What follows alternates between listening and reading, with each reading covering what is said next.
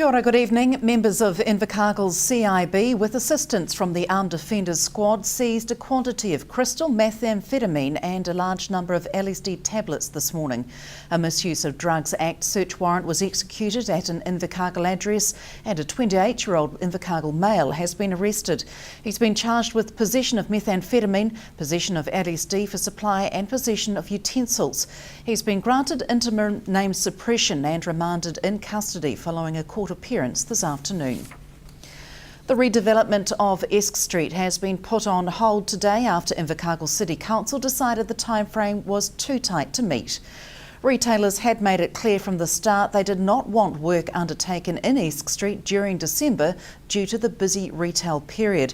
Today, Council confirmed contractors can't begin work until January due to availability of materials and staff, and due to work taking longer than the 8 weeks scheduled. Yes, this morning I went along East Street and delivered letters to the business retailers explaining the current situation with the project. And the current situation is that you're unable to commit to the time frame that you had originally proposed? When we received the tenders from the companies, both tenders that we received highlighted that they weren't going to be in a position to start till after Christmas due to a number of reasons, including materials and their subcontractors, and having the right people to manage their work. So after Christmas was the logical time to start. So maybe a mid-January start. How much will this push out the rest of the redevelopments around the city? In terms of this project, we've still got to work through their completion time, but the other projects can actually follow on. It does give us some time to work through any next stages that we will start on. Disappointing for the council not to be underway at this stage? Oh, we would have absolutely loved it to be in place before Christmas. It's just one of those things that we felt that, and to be fair, the feedback we got from the retailers was that if we couldn't get it done by that time, we were probably pretty unwise to do. The message has always been really clear: don't be in Esk Street in December. Figures released on overseas merchandise trade for August 2014 show a rise in exports and a fall in imported goods, according to Statistics New Zealand. Goods exports rose 227 million to 3.5 billion in August 2014 compared to August last year. While live cattle led the rise in exports, milk powder, butter and cheese contributed 16%, as the first time in 3 years that a rise in dairy was not led by milk powder. The value of imported goods fell 536 million to 4 billion compared with August 2013. The fall was influenced by the one-off import of a drilling platform last year. The monthly trade balance for August was a deficit of 472 million, the smallest for an August month since 2010. Improving Māori health in the south by reducing the significant gap between Māori health outcomes and non-Māori is behind nurse practitioner clinics that are now operating in Otago and Southland. The Ministry of Health and Southern DHB, with Southern PHO support, are delivering free nurse-led clinics to provide integrated and coordinated health services within Māori communities. Well, initially it's a 3-year project. We'd like to see it go on longer than 3 years and into the future. We believe that there's going to make a considerable change in the landscape of Māori health across Otago and Southland. But these are not just for Māori community. Anyone can rock up to these nurse-led clinics and receive this, and we're working with our providers and our agencies to make sure that the people most in need access these services. Is it taking it to the community going to make it more accessible for people and perhaps a higher chance of them making an effort to attend clinics? Definitely, accessibility is key here to ensure that this front door is available to these families. No cost is also very much and it's something that's attractive to families, and getting people inside and getting not only the individual but the whole family assessed and their health needs assessed is really, really important. The nurse practitioners will be working in partnership with the partners that are attached to this pilot. So basically Hokanui Runaka will be involved in shaping alongside the community within Mataura. So if cardiovascular is an issue there, then that would be one of the services being delivered within that clinic. So how many nurse practitioners are we looking at having in the Otago Southern region? Two to working towards their nurse practitioner status, and that's the other beauty about this whole pilot, is that it's growing our Māori workforce. The clinics are free, you're training the nurses and taking on those costs as well. What kind of value is around it?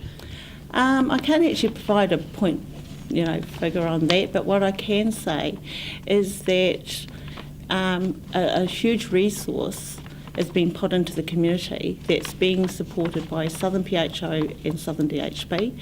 What I can say is that we, attached to this service is that there's podiatrist service being attached. There is a range of other services that will be involved, and it's about using the services within our community rather than duplicating services. So there's a lot of people behind this that support this initiative going forward. Still to come on the bulletin, what's in a name, the future of our flag, plus quasars, dark matter and universal fate. It's all after the break.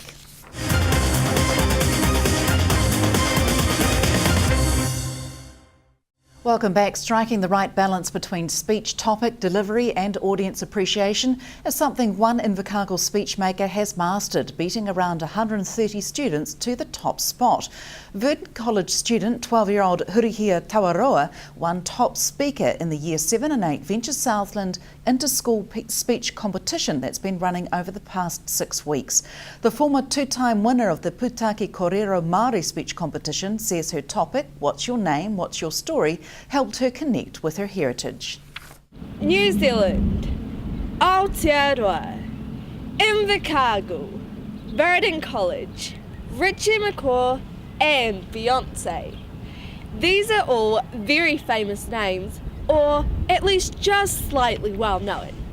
I've got 4 questions for you. Are names really that important? Does every name have a story to tell? What's your name? What's your story? It's about my personal journey and the importance of identity. So I think I just wanted to highlight that. What do you think makes a good speech? Things that capture the audience and, talking from something that's personal, I think it's just easier. So what skills have you developed as a speech maker over the years? Just to look as natural and just look natural and calm, yeah. Do you get nervous? Well, obviously I do get nervous, but I practice in front of my family and I watch my dad speak on the marae lots of times. So what do you do to get rid of your nervousness when you are on stage? All the nerves just go away when I'm on stage and speaking, but before I go on and walk on the stage, I just go over my speech in my head, yeah. Clearly you're a very good speaker if you've won so many competitions already. Do you think it's something that you'll look at doing professionally at some stage? Yeah, well, I like being in productions at school and I like drama and speaking, so yeah. What kind of job do you think that could lead you into? I'd like to be like a news reporter or something, I don't even know, a journalist, maybe. Great job. The New Zealand flag is once again up for debate, with the Prime Minister putting the flag change referendum high on the political agenda. The referendum has been touted by the Prime Minister for 2015 after he recently told Radio Live, "I want to get on with it. I want to complete the whole process next year." However, Returned Services Association Vice President BJ Clark says any move is unnecessary and insensitive and says a referendum should be held off until after next year's Anzac centenary commemorations. He says change could fail to recognise soldiers who had been killed and buried under the current flag. The RSA have long opposed any change to our flag and recently launched bumper stickers promoting their stance. In Invercargill to give a talk as part of a lecture series around the country is cosmologist and astrophysicist Tamara Davis. The lectures are put on by the Royal Astronomical Society of New Zealand, and Hunter Andrews spoke to her about news from the dark side.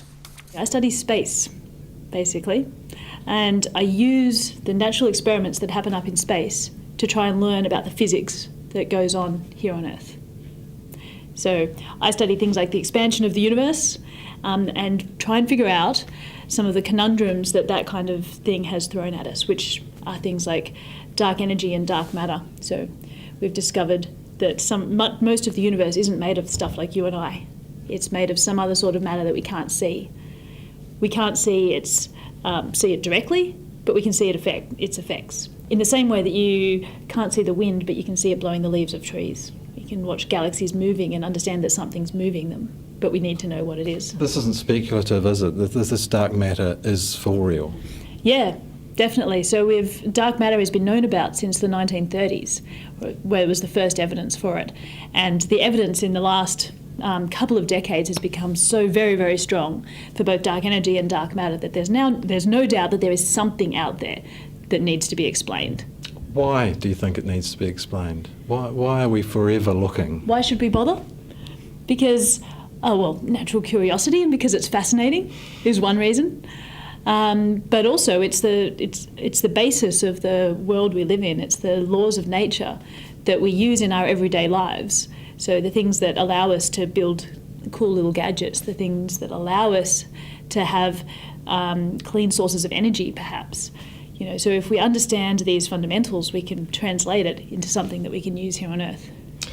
How popular are these lectures? You'll be getting a lot of interest. Mm-hmm. Yeah, so it's a couple of... people want to know, don't they? Yes, hopefully. But mostly people are there. I have to say that the spin-offs that you get from this kind of research are one of the reasons why it's so important and one of the reasons that it gets so well funded. But it's not the reason why we typically do it. You do it because it's fascinating, and that's why people are coming to the lectures, because figuring out what the universe has a huge amount to say about where we come from and what our place in the universe is, and puts humanity into perspective. Queensland's St Paul's School netball team were in Invercargill today as part of a South Island tour to experience Kiwi talent on the court. Today's game at Southland Girls High School was the fourth game of the tour against what the team says has been tough competition. The team were delighted with a bit of Invercargill sun after enduring a battle of the elements on their 2010 tour. The girls had never seen snow before in their lives, and the whole outside the stadium was covered in snow. We were actually supposed to play at the new sports centre, but the day before we got here it actually collapsed because of heavy snow. Weather-wise, it's a lot better for us. It's a lot warmer. We have seen a little bit of snow, but a lot warmer than last time. The team heads to Queenstown tonight and will take on Wakatipu High School tomorrow. Sharon Rees, South Today News. And that's it from us. Sport follows the weather, which is along next. From the news team, good night.